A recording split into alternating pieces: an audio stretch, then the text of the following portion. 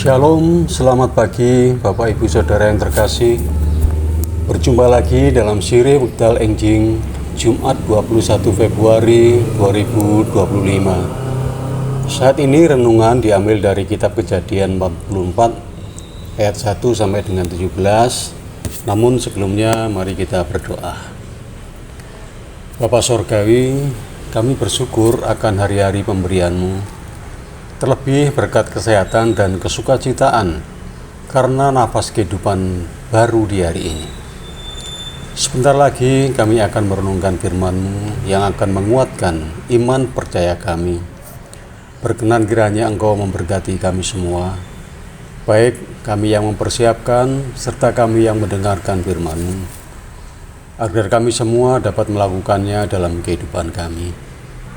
Terima kasih ya Bapa, hanya di dalam Tuhan Yesus Kristus Putra-Mu yang tunggal kami berdoa. Amin.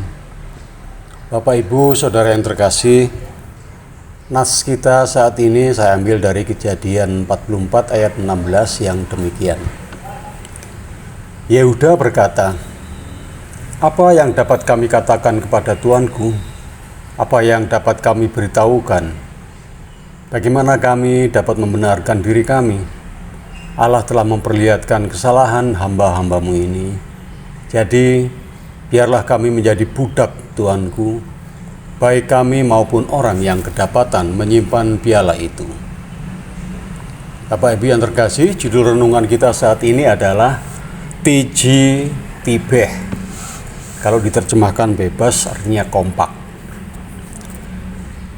Tiji Tibeh adalah semboyan perjuangan Kanjeng Gusti Pangeran Adipati Arya Mangkunegara I. Nama lahirnya yaitu Raden Mas Said.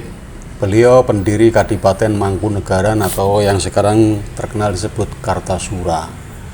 Beliau juga dijuluki sebagai Pangeran Samber Nyawa.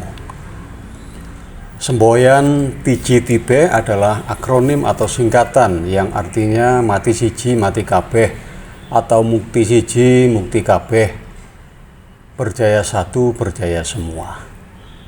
Bisa kita tafsirkan bahwa apabila salah satu orang dalam kelompok mengalami kesulitan, maka semua orang dalam kelompok tersebut akan mengalami kesulitan yang sama pula.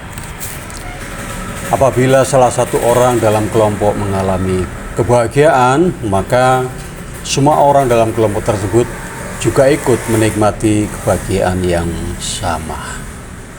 Bapak Ibu Saudara yang terkasih, perikop kita saat ini berkisah bagaimana rekayasa Yusuf dengan pengurus rumahnya untuk menjebak serombongan keluarga yang notabene adalah saudara-saudaranya sendiri yang akan pulang kembali ke Kanaan setelah membeli gandum di Mesir.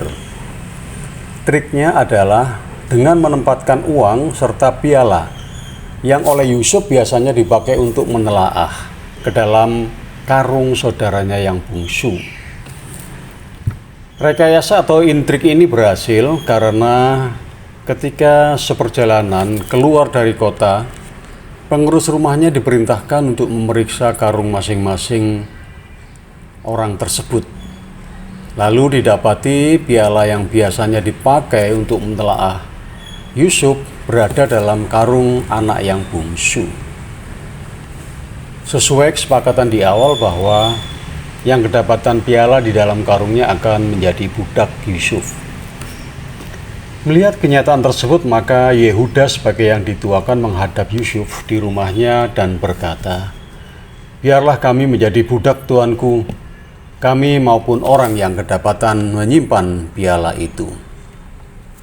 Yusuf yang telah menguasai keadaan ini tentunya terkejut karena tindakan yang dilakukan oleh saudara-saudaranya sudah sangat berbeda dibandingkan beberapa tahun sebelumnya ketika mereka dengan teganya menjual dirinya kepada kafilah orang Ismail yang akan menuju Mesir. Mereka tidak sadar kalau Yusuf sedang menguji rasa persatuan keluarga mereka. Dia ingin memastikan apakah mereka akan mengorbankan Binyamin atau tidak. Itulah sebabnya ia sengaja menempatkan piala peraknya di dalam karung gandum Binyamin. Bapak Ibu Saudara yang terkasih, ternyata mereka sudah berubah dan sungguh-sungguh sangat perhatian terhadap saudara dan ayah mereka. Dengan mengoyakkan jubah mereka sebagai tanda kesedihan dan kesusahan yang mendalam, dan bersama-sama kembali ke kota untuk menghadap Yusuf. Mereka telah menanggalkan keegoisan mereka dan bersatu padu untuk menyelamatkan Benyamin, saudara mereka. Teladan kekompakan ini tentunya menginspirasi kita dalam merawat kehidupan bersama, baik dalam kehidupan keluarga, lingkungan tempat tinggal, tempat bekerja, terlebih dalam membangun jemaat Tuhan atau bergereja. Banyak firman Tuhan yang akan mendorong kita untuk menerapkannya, antara lain surat dari Rasul Paulus kepada jemaat di Galatia pasal 6 ayat 2 yang demikian: bertolong-tolonganlah menanggung bebanmu, demikianlah kamu memenuhi hukum Kristus.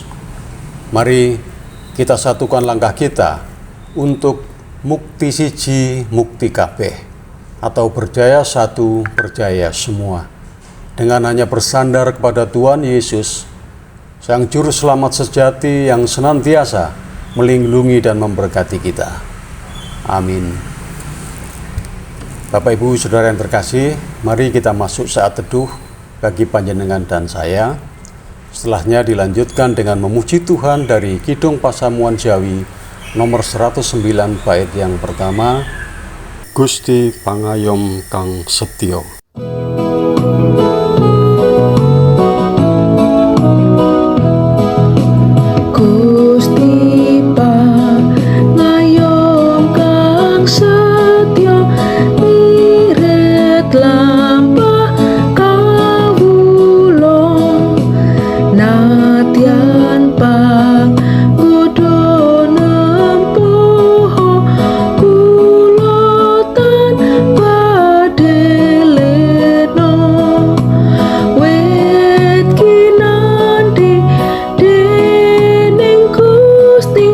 See